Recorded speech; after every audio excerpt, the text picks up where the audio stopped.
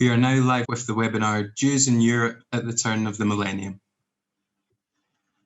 Hi, everyone, and welcome to today's webinar. I hope you can hear me all right. Today's webinar is a partnership between B'nai B'rith International, the Institute for Jewish Policy Research, or JPR, and JPR's European Jewish Demography Unit. My name is Alina Bricman. I am the Director of EU Affairs at B'nai B'rith International, and I'm very much looking forward to moderate today's discussion and hear along with you all from our two speakers. Today's webinar comes on the heels of really a landmark, comprehensive and fascinating report released recently by JPR through the European Jewish Demography Unit on the trends of Jewish demographics on the continent. It's been conducted by leading demographers, Professor Sergio Della Pergola, and one of our two guests today, Dr. Daniel Staetsky.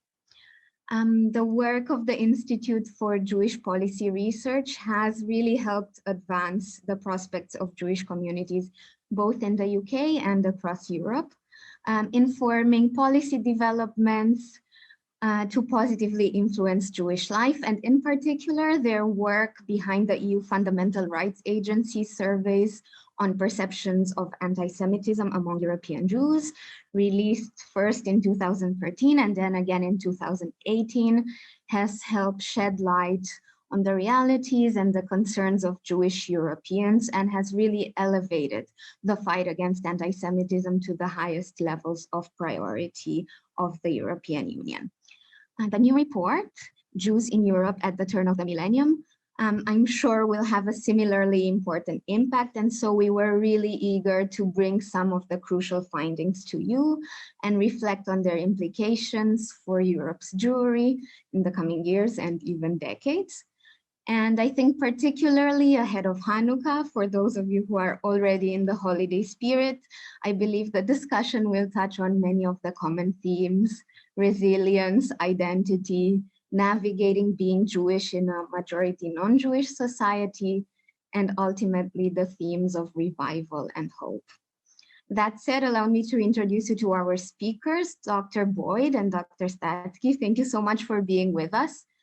Dr. Boyd is the Executive Director of the Institute for Jewish Policy Research. Over the past 25 years, he has been working to better understand and build community life across different sectors, focusing particularly on anti-Semitism, education, and Israel diaspora relations. He holds a doctorate in education from the University of Nottingham and a BA and MA in Jewish history from UCL in London. And Professor Dr. Daniel Staetsky is a senior research fellow at JPR and the director of the European Jewish Demography Unit.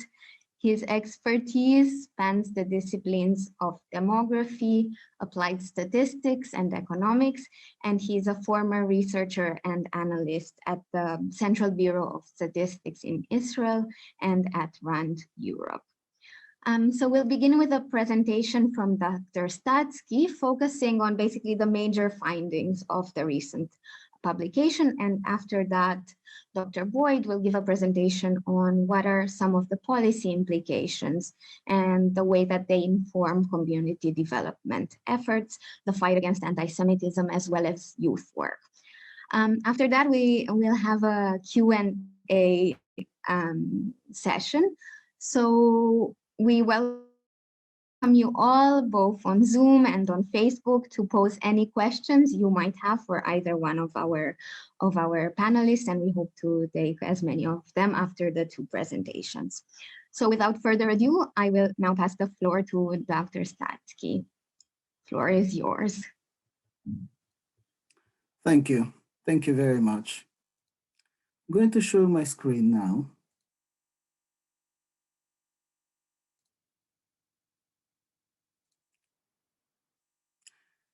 Let us begin.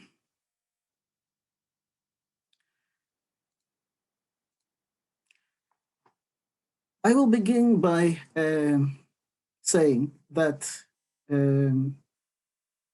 several weeks ago, I was asked by a friend of mine on the heels of the elections that took place in the United States of America. What are the levels of support across the globe that Jewish people give to President Trump? An interesting question that I decided to answer.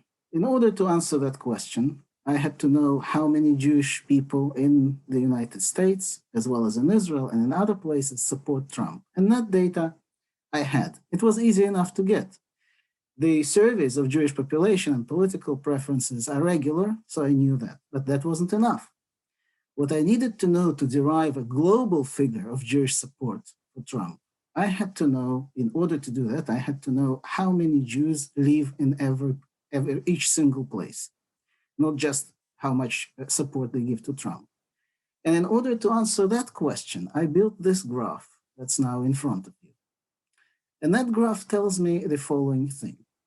We have in the world today just under 15 million Jews as a whole in the entire world. About 1.3 million are in Europe. And this particular exhibit gives you proportionate distribution of Jewish people across the globe. And what it tells you is the following.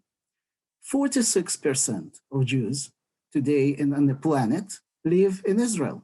39% live in the United States of America. And if we sum across those two figures, we come to 85%, which also leaves us with 15%, just 15%, a relatively small slice that live outside of the United States and outside of Israel. In that small slice, 9%, just 9%, live in Europe. And in that particular slice, I include both Western and Eastern Europe. Now, and that is the numerical importance, that is the numerical weight, numerical power that European Jewry has today. There are good news and bad news in this picture. And the good news are that questions such as the one that prompted this investigation are close to meaningless. They're very rarely asked. There's no political or social questions that's decided at the level of world Jewry.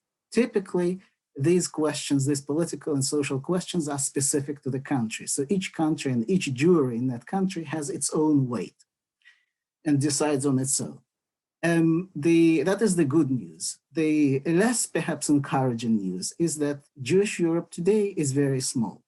What I'm going to do now in the next few minutes is to show how this picture came about, what it means and what it doesn't. And I will create, believe it or not, a millennial picture of Jewish populations in Europe and outside, by the way. And I show you how it changed and what forces changed it. You may ask me now, how is this relevant to the contemporary affairs? Looking at millennial picture is imaginative. It's a recast of usual Jewish or usual stories in Jewish history in numerical terms, which are very committed, very concrete. But what I would say, yes, it has that value, but there is more to it. And my main point today would be this. The point I would like to drive home is that populations change in fixed ways. And we need to understand the mechanisms of change in this population. And these will equip us with knowledge to handle the contemporary communal dynamics. The size doesn't matter, the methodology does. So here's the answer for me, an early answer to the question of relevance. We treat Jewish history as a lab in order to understand how populations work, how they grow and decline, and then we can take tools out of this lab and apply them to local communities on a smaller scale. That is what I'm going to talk about. I will start with a picture of evolution of Jewish population in Europe and globally, forces that drive it, and then I will talk a little bit about past, present, and future on a smaller scale, contemporary Europe, and I will conclude with a few words relating to the uses of this information. In front of you is Jewish history from year 1170 till year 2020. You will maybe asking yourself, why give it such a strange, weirdly precise beginning, 1170, what happened in that year? In that year, the first global census of Jewish population was conducted by a person We think maybe he was a rabbi, or maybe he was a merchant. We don't know who exactly he was. His name was Benjamin, and he was born and bred in the Spanish city of Tudela. At some point, he decided to go on a trip across the entire Jewish world to visit all places where Jews lived. And what he did during that particular trip is he put in his travelogue, in his diary, how many Jews lived in every place that he visited. He came to about 1 million people in total, or on the basis of his travelogue, we arrived to about 1 million people. And as you can see, very few at that time lived in Europe. Western Europe, Eastern Europe are colored in blue and red. And you can see that in 1170, there was no such a thing, or almost no such a thing. About 9%, to be precise, exactly like today, 9% of Jews in the world lived in that place. Then there was a weird piece of time, or a span of time, where Jewish population did not develop almost at all. It remained around 1 million. And that period ended at approximately, I'd say, the beginning of the end of the 18th, beginning of 19th century. At that point, Jewish population growth started, and that Jewish population growth came to a record, brought Jewish population to a record of 16.5 million in year 1939. At that time, Eastern and Western Europe together constituted about 60% of Jewish population. That is a very, very significant upgrade to the importance of Europe. So 19th and large part of the 20th century is when European Jewry actually ruled.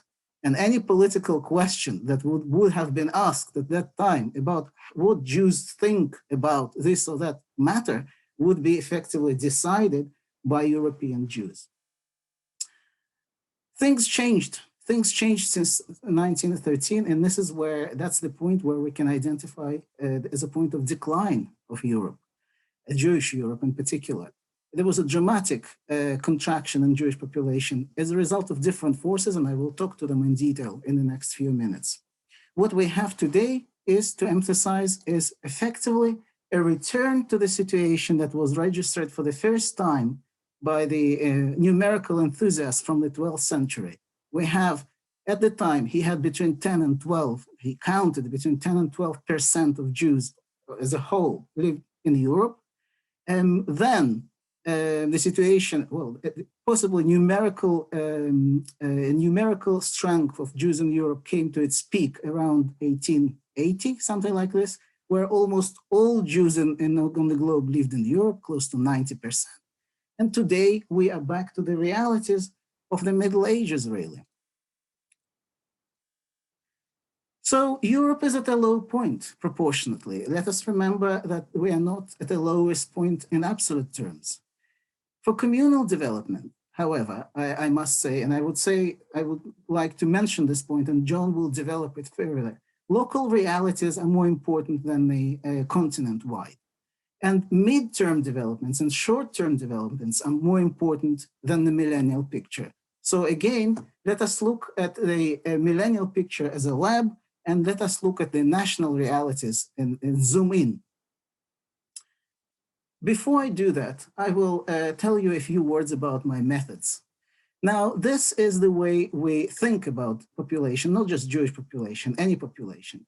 The way population change, the way population grow, the way they decline is organized by the following equation. Now, before I go into the details, I will tell you this. Probably being members of the Jewish community, from time to time, you hear from various Jewish scholars, leaders, communal leaders of different kinds, various populations numbers. So many Jews live in Europe, so many Jews live in London, etc. These numbers, sometimes they're right, sometimes they're wrong, but one thing that I can tell you for definite, whenever these people speak, what they don't realize, that quoting a particular number, whatever that number is, they at the same time simultaneously commit to about 8 components. And these 8 components are in front of you. They're colored in different colors. They basically account for how the population grows.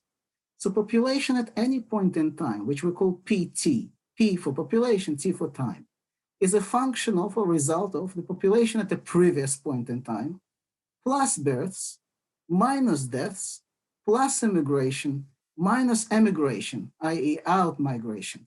And that's how we arrive to the population at the next point in time. That's how it works.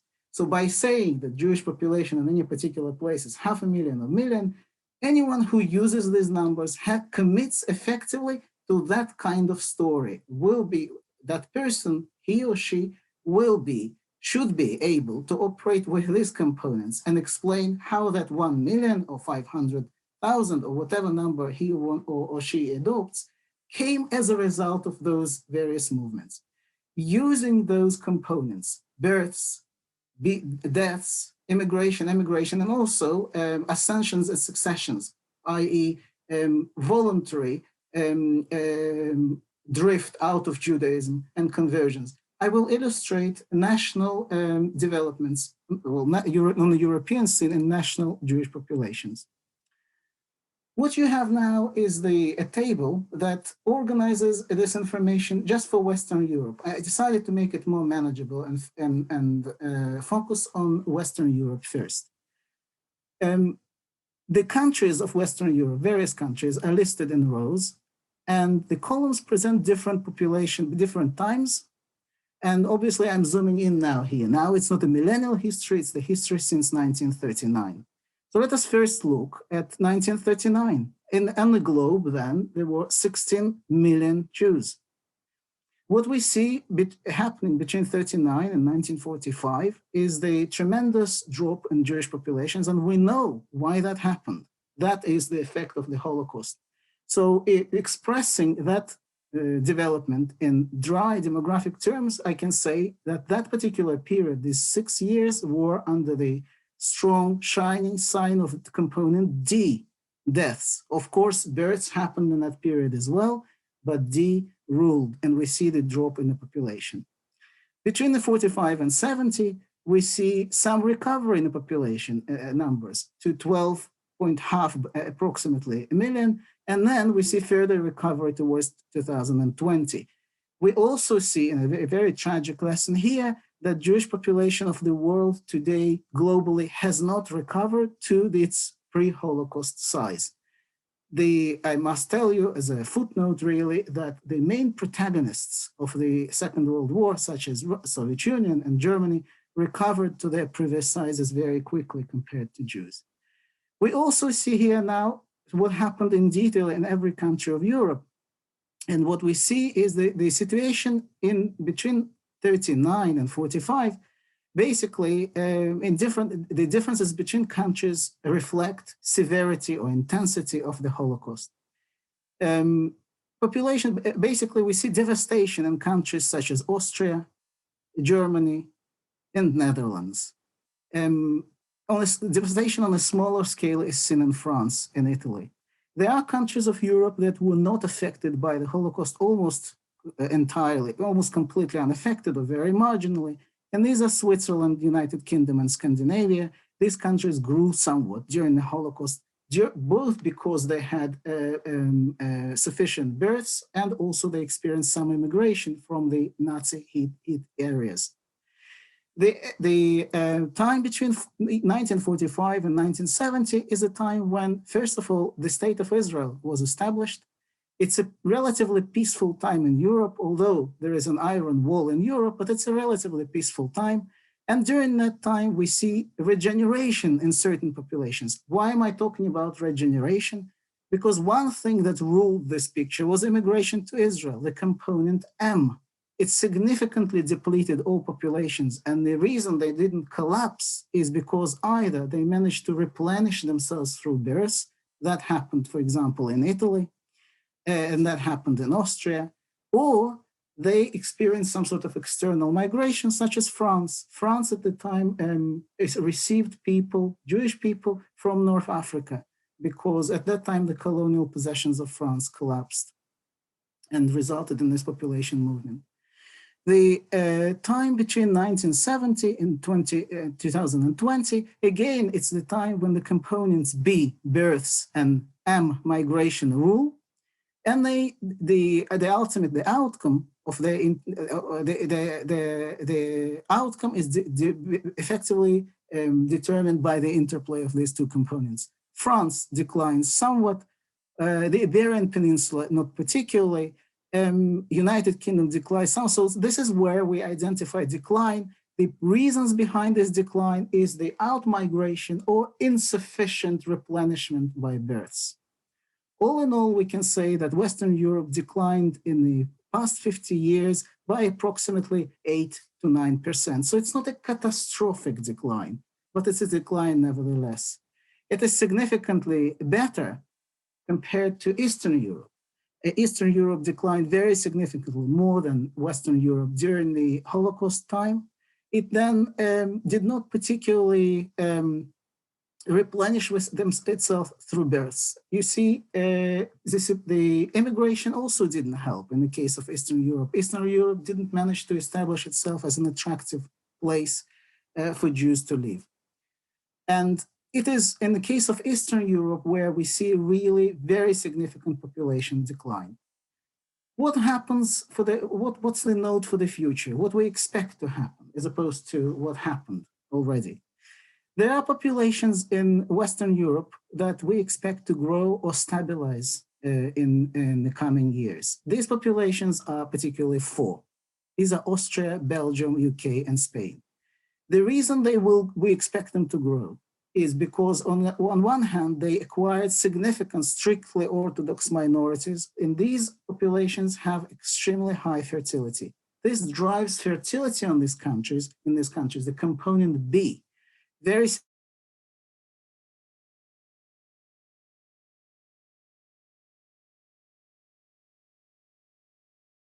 of Sephardic population. Their fertility is lower, but it's not as low as in Ashkenazi communities. We have some degree of uncertainty with respect to the populations of Switzerland, Netherlands, and Scandinavia. We haven't seen significant collapses or catastrophic declines in them. So we don't know what will happen to them, but we do know that over the years, they proved as capable of attracting migrants. We do anticipate decline, and significant decline probably all over the Eastern Europe, in Germany, France, as well as in Italy and Turkey. These populations are drained, and they're drained continuously, both by immigration, mainly to Israel, but not only. They also have a relatively low fertility and very aged population structure. So on this note, probably, I will finish, and further, you will hear more about the communal planning and the link between the Jewish millennial history and the communal planning from my colleague, Dr. Jonathan Boyd. One thing, and this is an important point for me to communicate, we suggest to Jewish communities to use the long-term population history for inspiration, but we do not do it to discourage them. We do it to teach them about how their own communities work in numerical terms. And Dr. Boyd will be able to show how the understanding of these millennial dynamics help us to understand what to do about our own communities, how to plan for them, what types of data to collect in order to increase quality of communal life here and now. Thank you.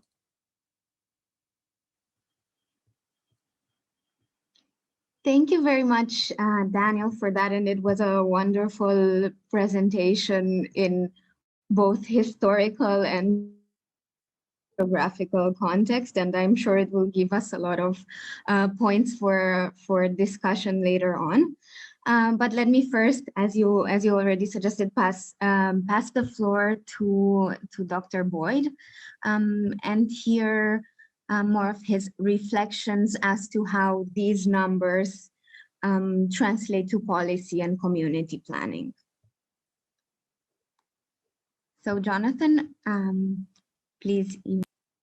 Okay, thank you very much. Let me just share my screen so that we can get that up and running. There we go. Okay, hopefully everyone can see that. First of all, Alina and B'nai B'rith, generally, thank you so much for facilitating this and giving us this opportunity. It's a real pleasure to be able to partner with you on this and to share some of the findings from our report. So thank you for that. I want to talk about two different themes, if you like, or two different questions. The first is, as Daniel's outlined, there's a story here of Jewish population decline in Europe, certainly over the course of the last century and a half.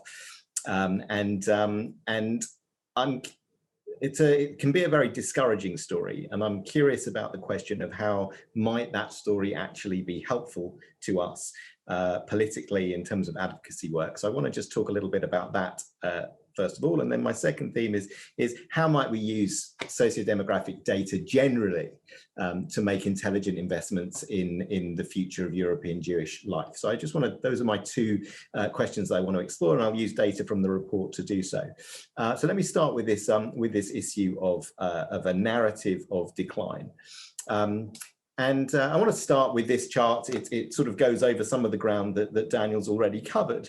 But you can see here 5 different pie charts effectively tracking the last 140 years from 1880 up to today. And if you look at the 1881, basically what that shows us is that at that time, 88% of all Jews in the world lived in Europe. Over the course of time, 1939, 1945, 1970, we see that slice declined 58%, 35%, 26% to the situation where we are today, which is 9%. So effectively, from a historical point of view, in an extraordinarily short amount of time, just 140 years, we've gone from a situation where in 1880, 9 in every 10 Jews in the world lived in Europe, broadly understood, to a situation today where 9 in 10 of every Jew in the world lives somewhere other than Europe, a complete reversal of the situation. So just in proportionate terms, we see a story of decline and a very clear story of decline over 140 years. Why did it happen? Just historically, very quickly, reason number one, there was a big wave of migration from Eastern Europe for economic reasons and also to escape persecution in the late part of the 19th century up to the beginning of the First World War in the early 20th century, and of course the parallel growth of the American Jewish population. About 2 million Eastern European Jews left in that period. Second reason, of course, is the Shoah, which saw over half of European Jews murdered in a very short space in the early 40s.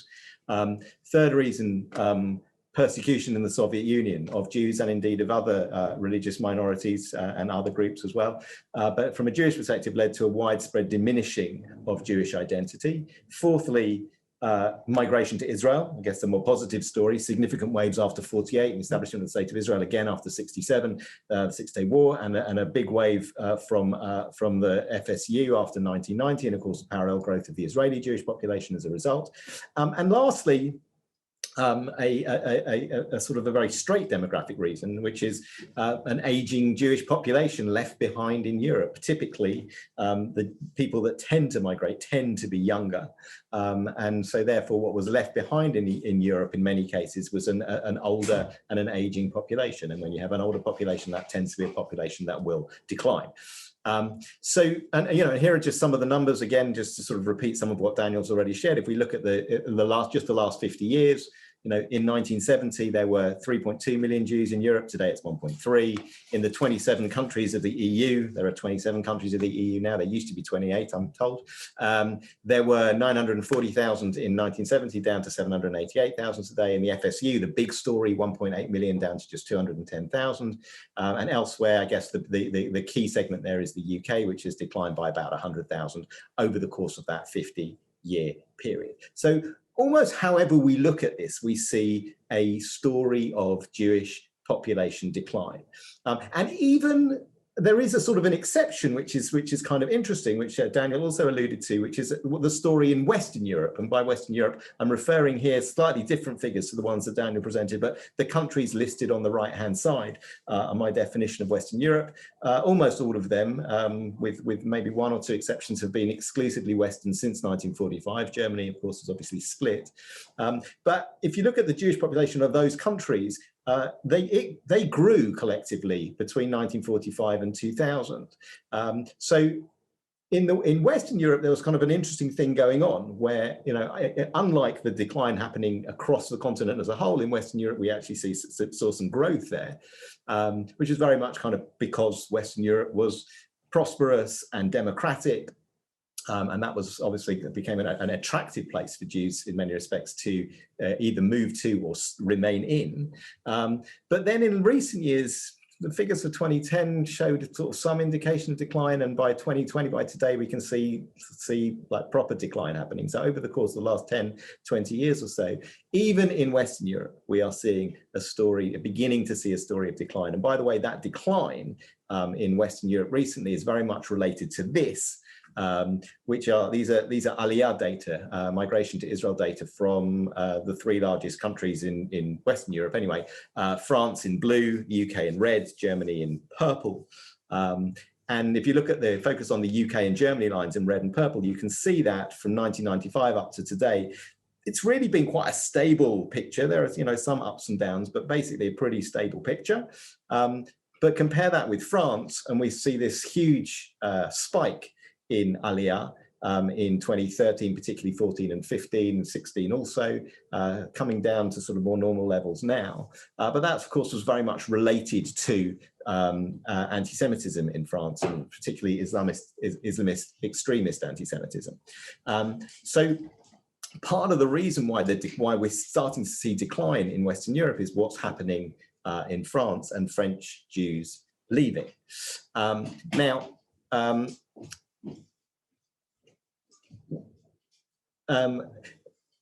This is another I guess cut into this, which these are data from the European Union survey, the Fundamental Rights Agency survey that we conducted a couple of years ago, where we asked Jews from these various different countries in Europe whether they were making any active plans to emigrate as a result of anti-Semitism. And if you just focus on the sort of the orange proportions, basically between about 10 and 15% of Jews in these countries said they are at least thinking reasonably seriously about leaving. So I kind of put all of this data together, and we see it's very difficult to kind of get away from this narrative of decline that Jews have for many years now, for a century and a half, have been leaving Europe essentially for two reasons: either because of anti-Semitism and really extreme forms of persecution, or because basically what they were saying was there's a better life elsewhere, somewhere other than Europe. And indeed, if you look at the proportions on the right-hand side of this graph, they're to a certain extent continuing to say that to this day pretty well everywhere. So if I had to guess, my sense is the Jewish populations of the Jewish population of Europe will almost certainly, broadly speaking, continue to decline. Now, as I said, it's a very discouraging story from a Jewish communal perspective in Europe, right? It's just, we just see numbers diminishing almost however we look at it. But I want to just pose the question, how might we use this story for political advocacy purposes? And I've presented this basic story a few times in Brussels, actually, European Commission, at the European Parliament. And one of the things I'm always struck by when I do is the numbers of cameras, phones being pulled out of pockets to take pictures of slides of Jewish population decline. And I think the reason for that is that outside of the Jewish world, in the kind of European political world, people don't really know this story of Jewish population decline. And it's a real indictment, I think, on Europe that the Jewish population, a well-established minority population, and indeed maybe even characterizing it in that way as problematic, really sort of one of the founding nations of contemporary Europe in many respects, has over the course of the last 150 years been leaving because of persecution, leaving because of fears of anti-Semitism, leaving because they felt life would be better somewhere else. And what an indictment that is on Europe. And it seems to me that one of the ways we ought to be using these data is to make that point to European politicians, that look at what's been happening here. Jews have been voting with their feet. And what does that say about their experience of Europe and the nature of Europe? And it seems to me there's something around that narrative that is important from a political advocacy point of view to raise. And I would just end with this. If you look at the sort of the signs of hope, I think, for Europe and maybe for European Jewish leaders is, on this slide, a considerable proportion, 85 to 90% of Jews in most of these countries are saying we want to stay. We're not thinking about leaving. This is our home. This is where we live. This is where we're established, etc. So there are many Jews in Europe who want to remain here. The question, I think, for European political leaders is this place going to be a compelling place where Judaism and Jewish life can thrive? Let me move on to my second point, which is, can socio-demographic research help us to invest wisely? I want to show you this, these data on this second point. These are age composition data. Essentially, what we're looking at is the different colours on each bar represent different age groups. You can see them there on the bottom of each chart: 0 to 14-year-olds, 15 to 29-year-olds, etc. And in demography, we talk about 4 different types of age compositions or populations.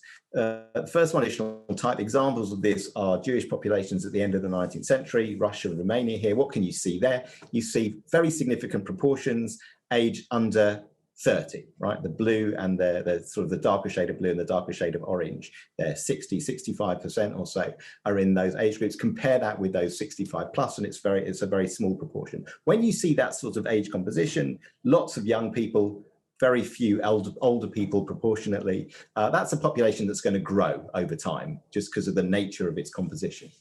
The second type, the transitional type, there you can see that actually the age bands are all pretty equal in size. And examples of where we've seen this relatively recently in Paris in 1975, and today actually in Austria, we see it. And typically when you see that kind of age composition, that's a population that, you know, without any, not taking into consideration migration, essentially should remain largely stable. Might grow a little bit, it might possibly decline a little bit, but largely stable. The third type, aging type, you can see here we're starting to see larger proportions in the older age bands, slightly smaller proportions in the younger age bands. These are aging populations. We see this composition in Poland today, in Hungary today, and that's a population that, again, putting aside migration, are likely to decline slowly, but nevertheless decline. And fourthly, there is what we call the terminal type. I hate that term, but it's what gets used in the literature. And in the terminal type, you can see very significant proportions of older people relative to younger people. And when you see that age composition, essentially that's a population that that has to decline unless there is a very significant wave of migration into those communities, those populations. Now, of course, everything I've said up to now about the narrative of European Jewry suggests that when we look at Europe as a whole, it's kind of in group 3 and 4, right? It's in the aging type and the terminal type.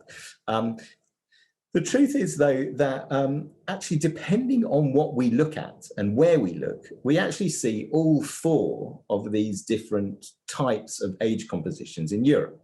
So, as I said, terminal types, yes, we can see them today in Russia and Germany as a whole. With aging type, we can see them in Poland and Hungary as a whole. Transitional type, we can see in Austria today. We can also see, by the way, in Belgium as a whole, in the UK as a whole, has this sort of shape. But we also even see traditional types in certain very specific parts of Europe. So if we look, for example, in Stamford Hill in London, or in Antwerp in Belgium, or in parts of, indeed even in parts of Vienna, or subpopulations with Vienna, we see these much more traditional type structures. They tend to be the Haredi populations where we see them. But the point is that depending on where we look in Europe, we can actually see all of these things happening. We can see signs of very significant growth. We can see signs of some growth. We can see signs of decline, of mild decline. We can see signs of more acute decline.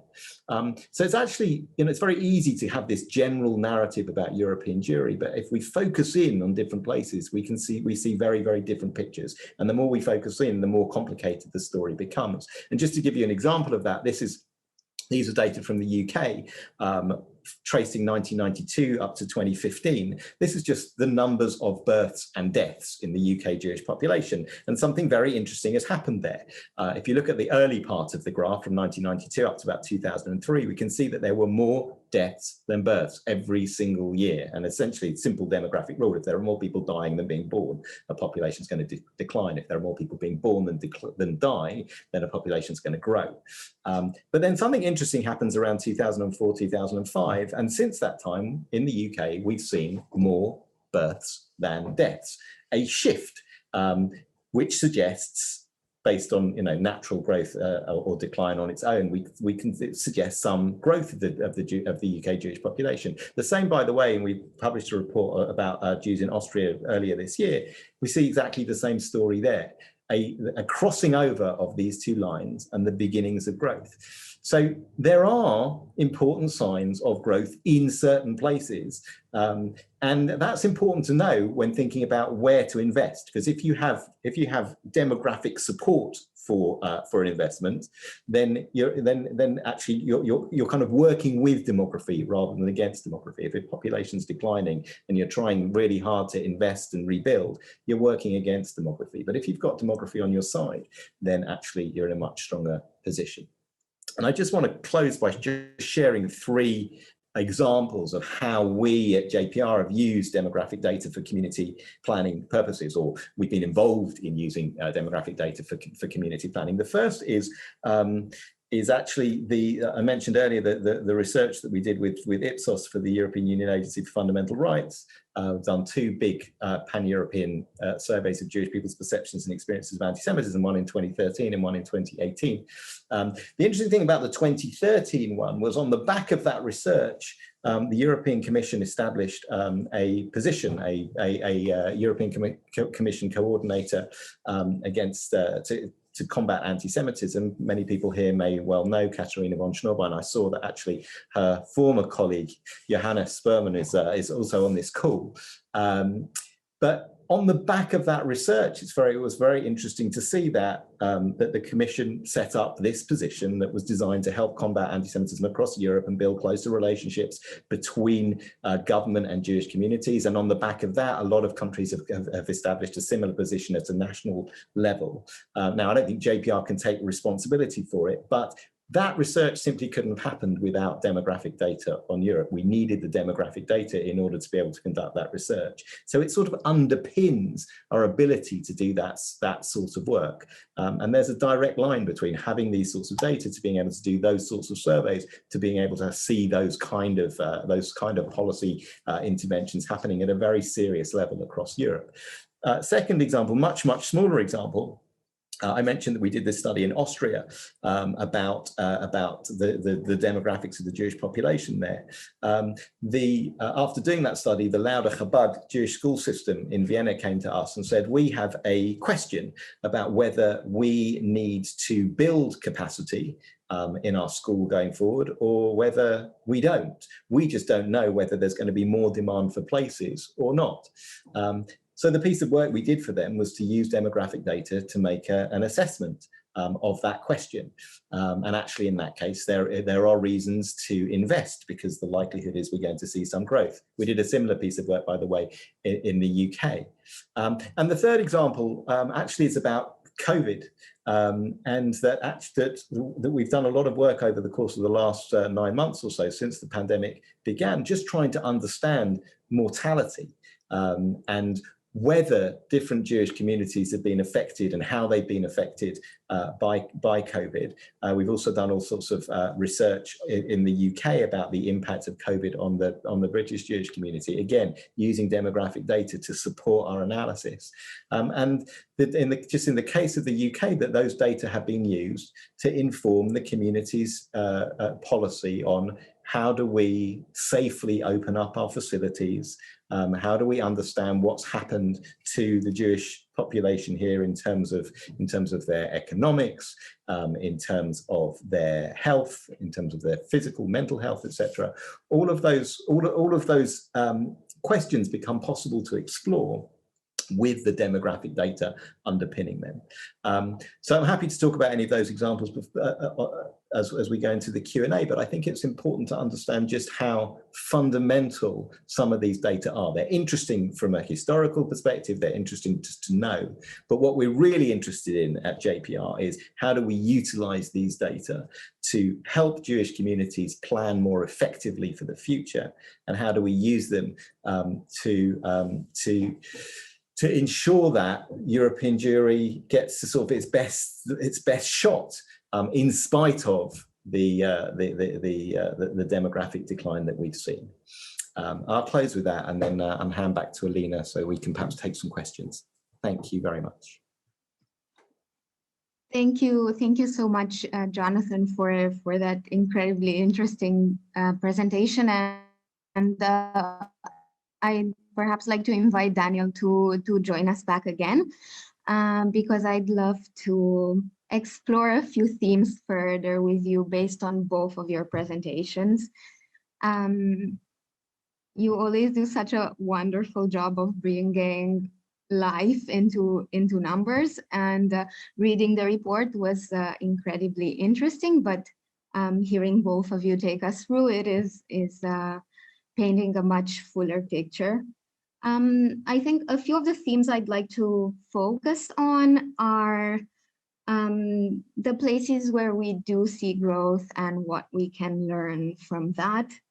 I'd also like to go a bit deeper into the relationship between the Jewish community and the EU, and particularly Jewish attachments to the EU and Europe more broadly, as well as the question of identity and diversity within the community and how that helps inform or translate the way that the Jewish community looks like and is more prone to growth. And at the end, I would love to also look at how NGOs such as Emigrate, who have members all across Europe, can look at these questions of demographics and, as you said, be effective in community building, in building resilience. And I'm hoping we can end on a hopeful note there. But so perhaps let's begin on this question of attachments to Europe and the European Union in particular. The report focuses quite a bit on this and speaks to the fact that European Jews have a strong attachment to the EU. At the same time, we see these numbers that speak to Jews leaving Europe because they don't feel sufficiently protected. So how do we reconcile these two elements? And I'll let you decide who is most suitable for the question. Daniel, you want to have a go? Perhaps you're both welcome to reflect. I think I can put a graph. There's an exhibit that I would like to share, I think, and then in a second this will happen. And then John and I will be able to decide which one of us will be speaking. In fact, in the report that we published, we have a special small section on the attachment of Jews to the European Union. So I would welcome anyone who is interested in the report. I mean, I hope people are interested in the report, but it has this information, not just pure demography. Now, so I have now in front of me an exhibit which I will share. Here it is. Can you hear me well? Can you hear me all right? Okay, so in the earlier in his presentation, Dr. Boyd mentioned the survey that was conducted by the European Union Agency for Fundamental Rights in European Jewish communities. And alongside, so the survey was dedicated to the question of perceptions and experiences of anti-Semitism, but also it contained a battery of various demographic questions and questions on attitudes. One of the questions that was asked is the degree of attachment of Jewish across Jewish communities to various centers of attachment, centers, let's say, to different, I'd say, identificational focuses of identification. One of the questions addressed specifically attachment to Europe, and this particular exhibit shows the answers that we received. So what we have here for each country, Hungary, Poland, Austria, Italy, etc., I'm showing now all of them, there are 2 bars for each country. Each bar relates to the proportion of people who feel very strongly attached to the EU. And the blue bar on each occasion presents the results for Jewish populations. The red bar presents the results for non-Jewish populations. These results, obviously, they don't come from the same survey, they come from Eurobarometer survey. The Eurobarometer is a survey that collects the same type of information in different European countries, where people almost on an annual basis are asked the same question: are you attached to the EU, and to what extent? So because the response schemes were very similar, we could compare simply Jews to non-Jews. What we see, and it's a very consistent pattern, in each European country, almost without an exception, again, I scroll it down, the degree of attachment among Jews to the European Union is higher than in the population as a whole. That is particularly, the pattern is particularly strong in Eastern Europe, and that's why we put these countries at the top of the exhibit, represented here by Hungary, Poland, Central Europe represented by Austria and Italy. In other countries such as Germany, Belgium, Western European countries in general, still we see that Jewish attachment to Europe is higher than non-Jewish attachment to Europe, but the gap is not as big, basically. That is the fundamental finding. Now, my own interpretation to this particular finding, and then at that point, I will then ask Dr. Boyd to contribute as well, is that we see it times and again. We see it in different voting patterns of Jews across the world. Jewish communities in all countries that I know of, typically, I would say they have a cosmopolitan outlook. Their cosmopolitan outlook says that they tend to develop fondness or perhaps hope or liking for structures that, like European Union, for example, they stir away and they're slightly suspicious of nationalism. I'm talking about a general trend. Of course, Jewish voting patterns go across the board. But the general trend would be that Jews will stir away from nationalistic tendencies towards cosmopolitan tendencies. And this is something that comes through very strongly in the European data. Now, if Dr. Boyd wants to say something about this, then the floor is his right now. Well, I'll just add a couple of comments, really, and that is, I mean, the data are the data, and I agree with what Daniel, what you just said, that we can see clearly tend to be more connected to the European Union because I think of this sort of slightly cosmopolitan outlook. I think the interesting question for Europe, and it goes back to the first point I was trying to make, is, on the one hand, we can see that that Jews in Europe feel this attachment to Europe, and indeed feel quite strong attachments to the country in which they live on the whole. Yet at the same time, as we can see in France, or seen in France in recent years, there's a lot of anxiety about rising levels of anti-Semitism, and in a sense, those are the two sort of poles that I guess that Europe needs to grapple with in terms of Jews. There is, on the one hand, sort of a strong sense of attachment and a desire to be here and to be part of the European Union. On the other hand, there is, I think, a growing sense of apprehension and anxiety among sections of the Jewish population about what the future of Europe holds for Jews.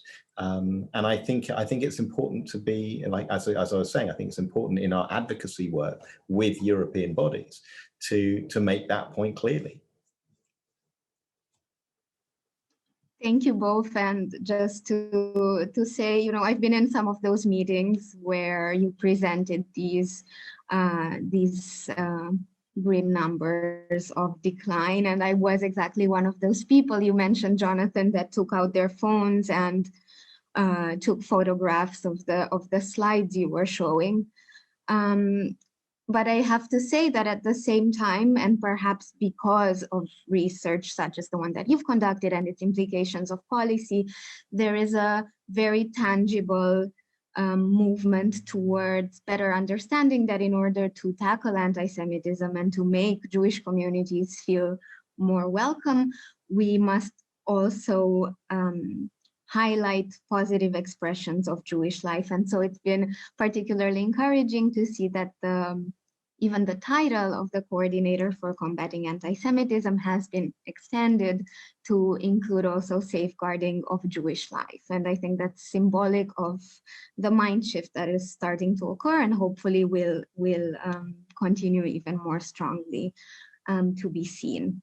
Let me move on to the topic of growth and perhaps connect my question to a question I see was posed here by Johannes Berman, who you gave a shout out to earlier. You mentioned 3 categories of population trends, those that are growing or stabilizing, those that have an uncertain situation, and those that are in clear decline. Hannes asks if you can speak about certain places where growth is happening and whether we will see a focus on some big cities, big Jewish cities by, let's say, 2050. And perhaps I could add to that whether there is anything we can learn from these places that can be relevant to places where we are seeing stagnation or decline. Shall I go first, Daniel, or do you want to? Yeah, by all means. Okay.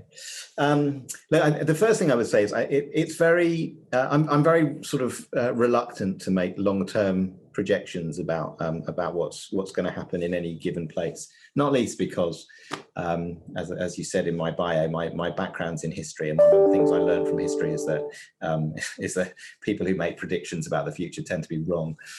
So I'll be a little cautious about that. But look, I think there are places where we can see signs of population growth, and as I said, where you see signs of more births and deaths, where you can make population projections that indicate the population at the very least is stable or could grow.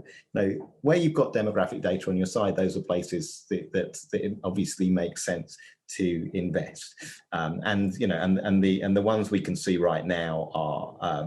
As I said, the UK is doing pretty well at the moment. Belgium, particularly Antwerp, is doing well. There's signs of growth in Austria and Vienna. So, there are these populations in Europe where that's happening. One of the things we're trying to do at the demography unit is to do a sort of an in-depth analysis of a single country every year, possibly even 2 a year if we can. And the demography unit's new; it only started last year, so the only country report we've actually published so far is on Austria. But one of the things I think that's important is in answering the question is there's an awful lot we don't know yet. And actually, it's really important to do these studies so that we can really take proper stock of what's going on. So I would hazard a guess, for example, that I describe the German Jewish population as terminal. When you look at the age compositions there, that's certainly what it appears to be. At the same time, there's an awful lot of vibrancy in Berlin. There are an awful lot of there's a good number of Israelis have moved to Berlin. There's quite a young, active Jewish scene in Berlin. Berlin is the capital city. Jews tend in countries to over time move to capital cities. That's why the big Jewish population in the UK is in London. In France, it's in Paris. In Hungary, it's in Budapest. In Austria, it's Vienna, etc., etc. So it's quite likely that Berlin. The Jewish population of Berlin will start to look slightly different over time. But I don't know that for sure. And actually the only way to even begin to answer the question is by doing the work systematically, country by country, and really trying to find out what's going on. And it's sort of, you know, and you know, a big part of the reason why we set this up is so that that work can happen. You know, and you know, at the same time, you kind of, you know, as I said before, we look at what's happening in France, and we can see Jews leaving because of Islamist, extremist anti-Semitism, and you know, there are places where where there's decline. Nevertheless, there's still a very large Jewish population. France is still the third largest Jewish population in the world. So, you know, you sort of dismiss it at your peril, because, you know, it's important to invest in countries and in communities where Jews continue to live, and that's a big Jewish community. You know, so it's difficult to give, I think, a clear, coherent answer to the question beyond the fact that, beyond saying it's really important to monitor what's happening over time, and then to utilize the data to think about the sort of the policy questions that, you know, that you're raising and that Johannes raised in his question. Daniel, contradict me, add, feel free. No, not at all. Actually, what I was going to say is to bring a certain nuance to that, which I think the only thing that you haven't mentioned is this. In those countries where we anticipate some degree of growth or degree of stability, all these examples, and John mentioned them, and I mentioned them in the past, these are Austria, for example, Belgium, United Kingdom, and I would add to that, to the mix, also Switzerland, and I will explain myself why I'm doing this. All these countries are expected to grow, and we can say this with reasonable degree of confidence for one reason, is that they have very large, by now, strictly Orthodox communities. Strictly Orthodox Jewish communities, the fertility level in these communities is about 6 to 7 children per woman. The fertility at a level of 6 to 7 children per woman is a fertility level that is not seen anywhere in the world at all, including sub-Saharan Africa. It just doesn't happen. If you ask me what sub-Saharan Africa is looking like, it's like 4, something like this. So this is the situation now. So it almost doesn't matter what will happen in 500 years or in 100 years or in 50 years. These communities will grow. They will grow next year and the year before, because these children were already born. And these women already got married. They were already pregnant. These children will be born and communities will grow and multiply. Now, the long-term perspective to which John related, and this is absolutely correct, when we look in the past, in the best demographic compositions that were ever written, I can literally take the pages of this composition and to separate them into sense and nonsense. The sense is when they spoke about what happened. The nonsense is when they spoke about what will happen. And if I had time, I could give you examples. They are breathtaking. For example, people dismissing the possibility of existence of Jewish community in Israel, okay, in the year 1938. Okay, that aged well, didn't it? So that is that. So in this particular case, I'm totally on the same page with John. I'm also saying that because these communities, strictly Orthodox communities, multiplying so quickly, what we will see, what we are seeing as we speak, that communities in all these places that were named, and they tend to be, by the way, big city communities. In Austria, it's Vienna. It's not outside of Vienna. In the United Kingdom, it's London and Manchester, more or less. It's not elsewhere. In Belgium, it's Antwerp. In Switzerland, it's Basel and Zurich. It's not Geneva or Lausanne, for example. So there's specific places. These populations are growing, and the social conclusion that we can derive from that is these are visible Jews. The Jews that populated Europe before were, to some extent, to significant extent at least, or were seen as invisible. These are very visible Jews. They simply look differently. And this is the social consequence. I mean, use your imagination as to what that might mean. And I will stop here. Thank you very much for that. And I think this question of visible Jews is very interesting, because I wonder whether being visibly Jewish can mean something different than being religiously Orthodox Jew. Can Jewish visible life mean something for secular Jews or for Jews with limited engagement in religious life, but are, for instance, engaged in politics, in activism, in social life. So I wonder whether there are any examples or reflections you might have in this area of places where Jewish life is vibrant in a more secular setting.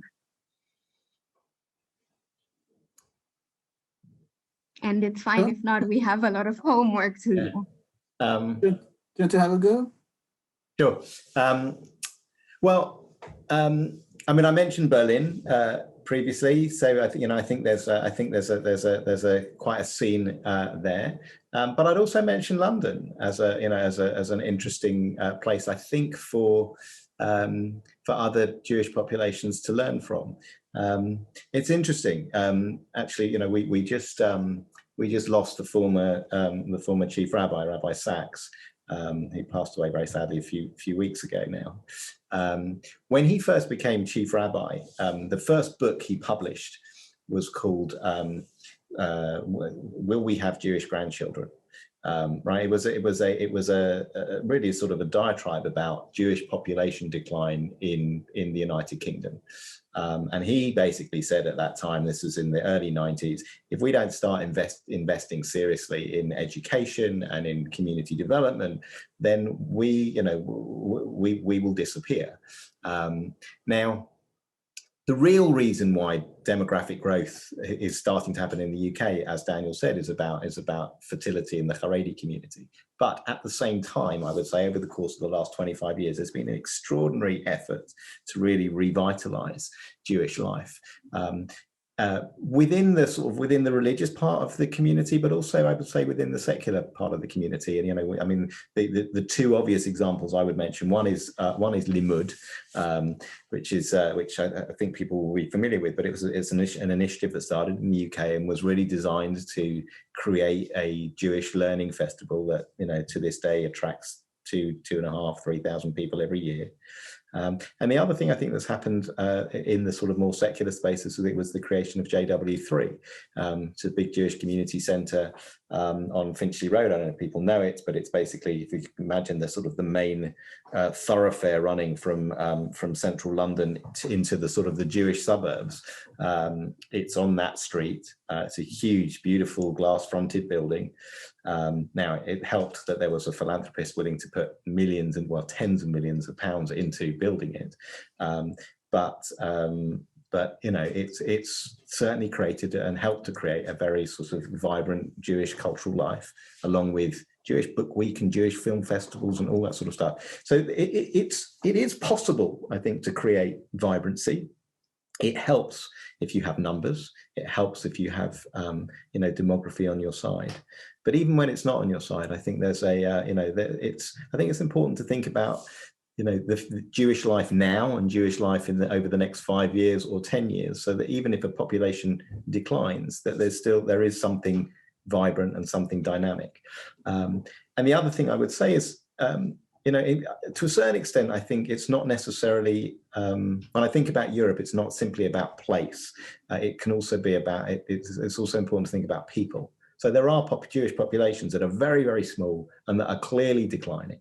But they still have young people there. They still have people in their teens and in their 20s and in their 30s who are looking for, Jewish meaning and looking for Jewish partners and wanting to create Jewish families. And sometimes it's not about investing in the infrastructure within those communities, but it's about investing in those people and creating opportunities for different for Jewish populations from multiple different countries to meet with each other and engage with each other. I think one of the greatest initiatives that's happened is the JDC Sharvash camp, which is a brilliant initiative, particularly for young Jewish teens who live in communities where the Jewish population is small. So I think there are all sorts of initiatives and ways to create Jewish cultural life, and maybe one of the more important pieces of work that needs to be done is to look at those examples, look at those case studies, and try and learn from them as effectively as possible. Thank you both. And thank you, Jonathan, for highlighting some wonderful initiatives. As a proud alumna of more than one of those, I have to say that indeed, I think they help spotlight Jewish life, bring a lot to the community itself, but also show the community to the outside world in a way that I think is also very effective. And perhaps let me end with one question in two parts. So you mentioned the very important effect that having data and research has on shaping policy. And policy has been shaped as a result of this research. So I wonder whether we've already gone through full circle and been able to see any effects on data following policy changes. And if not, what do you expect to see? And the second part is, what can we as Jewish advocacy organizations, in your perspective, be doing to be more effective and make a positive contribution to enriching Jewish life in Europe and continuing this important advocacy work around presenting the Jewish community in positive terms and not solely focused on combating anti-Semitism. So perhaps, Daniel, I can start with you, and we will conclude with Jonathan.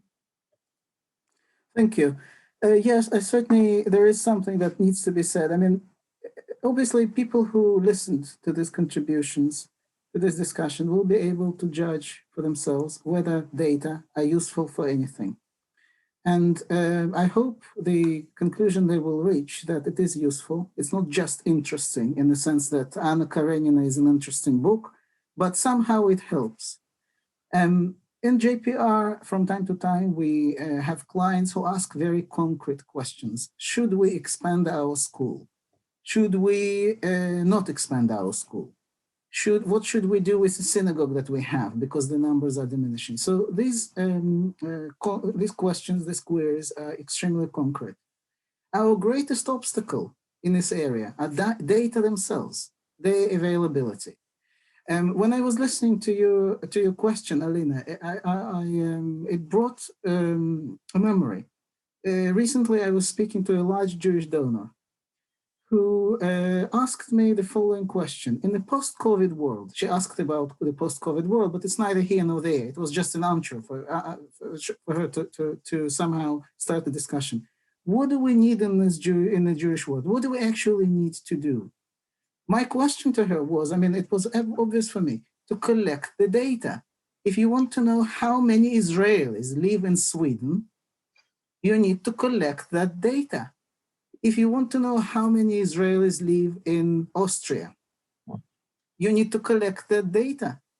If you want to know how many children, Jewish children, live in Brussels, that data should be collected. I mean, I know that the mundane collecting of data is not a particularly exciting task, but otherwise we wouldn't have planning. For example, it's not like we would not have these presentations for entertainment purposes. We wouldn't know what to do. None of the questions that I received from Jewish communities, they were responsible for formulating them. Should we expand the school? Should we downsize the synagogue? None of that would be answerable without data. Your question about the questions that are derived from lobbying, maybe perhaps, or participating in political debates. Do Jews support Europe? Do they look towards European Union more favorably or not? This question will not be answerable. The factually grounded talk will not be possible. So that is our highest priority here, which I would like to highlight. Thank you, Daniel and Jonathan.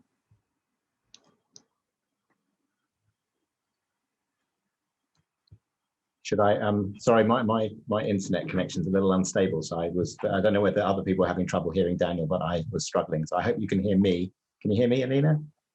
Yes, we hear you very well. And perhaps summarizing Daniel's point, he focused very much on the importance of data collection as the essential point without which we can't proceed to the next step.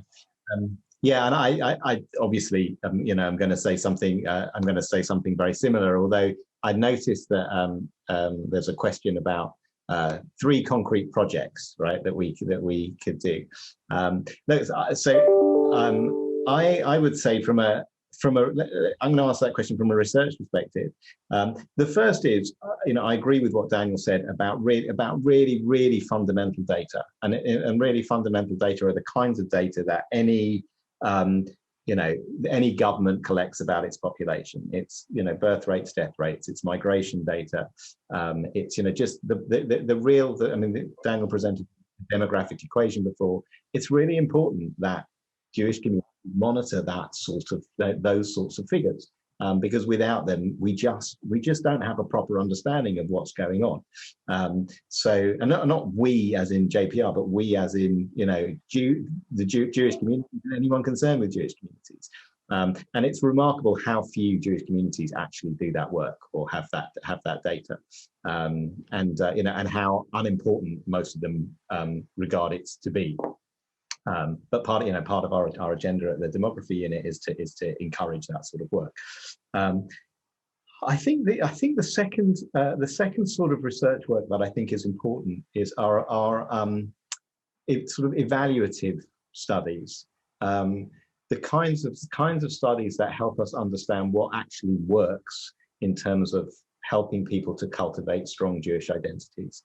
We all, you know, that we all have our own stories, we all have our own experiences, but actually, like, really trying to understand that empirically, and really to sort of, you know, to analyze empirically what interventions are helpful in terms of sustaining Jewish identity are important things to understand, and I don't think we have as sophisticated an understanding as we ought to have about that sort of stuff. And I think it's important, again, you know, to do that work and then to utilize that work to think about where to invest. So that's 2. And then I do think the work around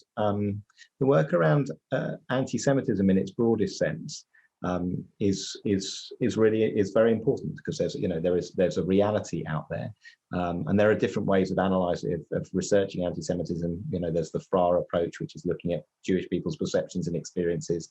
There's the Eurobarometer approach, which is looking at kind of attitudes of the general population towards Jews.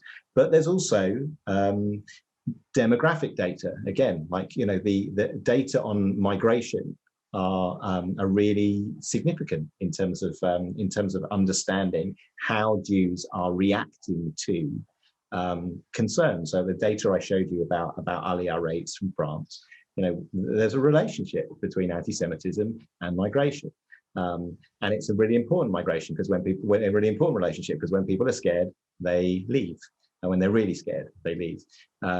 So all of those elements of how we understand anti-Semitism, and all the different sort of approaches to research that can feed into our understanding of that are also very important. So, you know, if I had to focus on three things, and I don't know whether this answers your question so much, Alina, but I think it helps to answer Johannes's. Are those 3 things. I think, you know, there are these sort of basic demographic data in order to understand what's happening at a population level. I think there's important research to be done about how to sustain Jewish identity and what really does sustain Jewish identity and build Jewish identity over time. And I think, you know, anti-Semitism is you know, sadly, is an important piece of the jigsaw puzzle to understand in Europe, and it's, you know, it's a piece that we have to research, and we have to research it in a sophisticated and intelligent way and a multifaceted way to really understand what's going on. Daniel, please. Yeah, thank you, John. I will probably concretize very brutally a couple of points that John made in response to Johannes's question about concrete projects or concrete data to support very concrete projects. One project that it doesn't get any more concrete than that. Europe, and particularly Europe, desperately needs census of Jewish schools, i.e., what does it actually mean? the existing Jewish schools in Europe should be approached with the request for data on the number of children that they have by age and sex, both at this point in time and probably something like 5 years back. That will help us to understand where does this whole, where do Jewish schools in Europe go? Jewish schools, the state of Jewish schools, the numerical health and the developments in them are the first window into the population dynamics. It's incredible. It would be completely wild to suggest census of Jewish population in Europe. That cannot be done. It can be done perhaps technically, but pragmatically speaking, that cannot be done. The minimum of that, the slice that could be usefully employed to figure out how Jewish populations behave is to look at Jewish children. And the Jewish schools in Europe, it's very concrete, very limited universe. If we have that clarity, how they function, we will know a lot about Jewish sector. We will also know about non-Jewish children. We have enough data, contextual data, and we will know about Jewish population. So that's an example of project number one, which is everybody understands its value, but it's very difficult to carry out and finance. That's one thing. The other thing, John mentioned a collection of basic demographic data on births and deaths. This is absolutely correct. And what he means by this is something that exists at the level of general population. Every single country in Europe, since the beginning of 19th century, has something that works as a central statistical authority. We no longer ask questions why that is needed. What do these people do every day? They count how many births happen in a particular country, how many deaths happen in a particular country. They do census of population from time to time. With many Jewish communities in Europe, I would say, this work is not done at all. So all we need to do is to emulate the national statistical established exercises. Why is this needed? Is this my fancy of a demographer? So I will tell you give you a concrete example. When COVID epidemic started in March 2020, within 5 minutes, and I'm not exaggerating, within 5 minutes, every single state in Europe and every single region in Europe could tell you how many people were infected or died from COVID. And if you doubted that, you could doubt because diagnosis of COVID wasn't perfect, they could at least tell you how many people died from anything. You could obtain that number at the lowest resolution you wanted in Europe. So the full picture of epidemic, you had it from, I'd say, 20th of March. I would invite people now to come to JPR website and look at our new publication on COVID. We released it last week. It took us 9 months to collect something about Jewish deaths from COVID. 9 months, and that publication is by no means perfect. It gives you different cities, it gives you different populations. One population is covered well, another is not. That's what it took us. Okay, that's how late we are. And we covered the first wave number one. By this time, I would expect of myself already to derive conclusions from wave number one. So something could be done in wave number two. Can I do it? I cannot. So that is the example. It's not a collection of deaths, who knows why they're even used. It's a collection of deaths to answer the next question. And the next question on Jewish agenda will be, what happens with births? Are the Jewish births affected because of the epidemic, because of the unemployment? How, in which direction? How does it compare with the rest of Europe? We still cannot answer that question either. These are the concrete examples of what we need. Right. And I mean, I think it's an important lesson for all of us to internalize perhaps better the importance of data, of promoting data collection, of advocating for this as a fundamental step in dealing with further issues with regards to Jewish demographics and anti-Semitism. Thank you so much to both of you. I hope that this offered everyone a taste of the survey, and it will only encourage people to go and look at the full publication, at the full report. Daniel, you mentioned earlier, referring to the medieval numerical enthusiasts who conducted the first demographic studies, and I like this expression, numerical enthusiast.